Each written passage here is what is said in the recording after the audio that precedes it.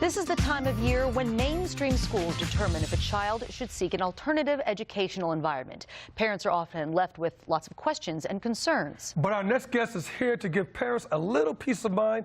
Hallie Rojeski is the head of the John Crosland School, an alternative school right here in Charlotte. We welcome you to the show. Thank you for having me. All right. Yes, of course, Hallie, thank you for being here. Okay, first off, you want parents to know that it's very common for a family to hear that an alternative school may be the best for their child. Right. So we have a specific mission, but a lot of times a traditional setting isn't working. They need more support. You need to practice more social skills, smaller group size, real customized education. So this is the time of year sometimes that parents are looking for an alternative approach.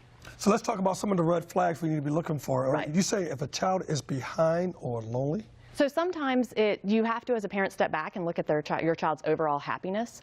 A lot of times it's school refusal, frustration, tears, even if they maybe don't have friends. A lot of our children will come to our school never having made a friend before. So the idea of seeing how is your child interacting throughout the day, and then sometimes at night it's frustrating for the parents and the children. A lot of anxiety, homework, stress, chaos, task avoidance, all of those things are things as a parent that are red flags that you need to look, and your child is asking for help. Yeah, so a real honest assessment of, is my child lonely? Is my child unusually anxious or stressed out? Those are things to be looking for.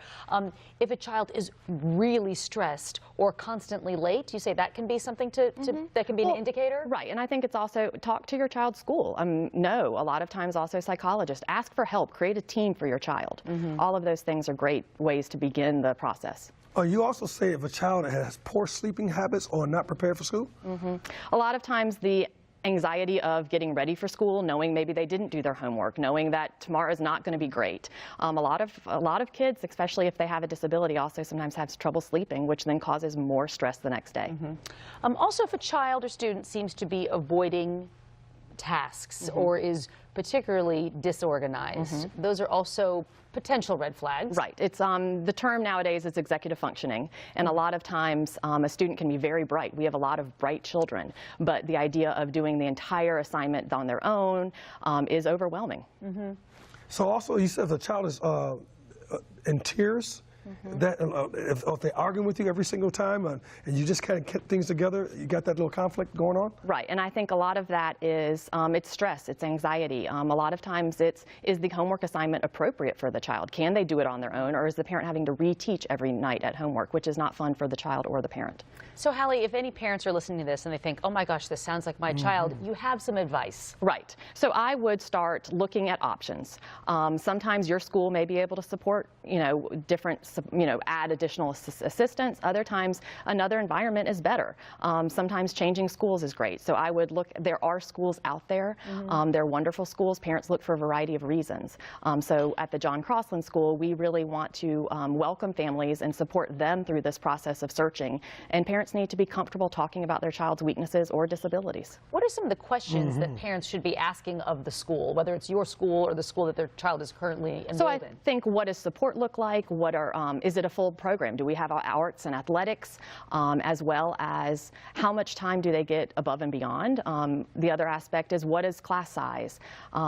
The questions go on and on, but I think those are, and then what's also the feel of the school. A lot of times you walk in and you understand what is your, does this feel? Do I see other children that, there's my little Johnny over there in the corner. So what does the Crosland School look like for a parent that's looking on the outside in?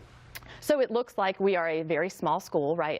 But I think the idea is classes are small, teachers are trained, everyone's there to support students that learn differently, and the idea that we also celebrate strengths. So if you're doing great in math and need help in reading, you may be advanced in math, and we're going to push and challenge, as well as have the arts and the sports, and it's a full program, but at the same point on a smaller scale to support children that need more support. I'm sure the families that are finding their way to your school, they're thinking, oh my gosh, they're probably so grateful to have this experience. As well as the children. And I think the parents are thrilled, but they see confidence rise in their children. And when your child is smiling, making friends, interacting, coming home and explaining what happened that day because the lesson was at their level, the parents just boast, and it's a huge game changer. After a few weeks, they'll just say, oh my gosh, the difference is amazing.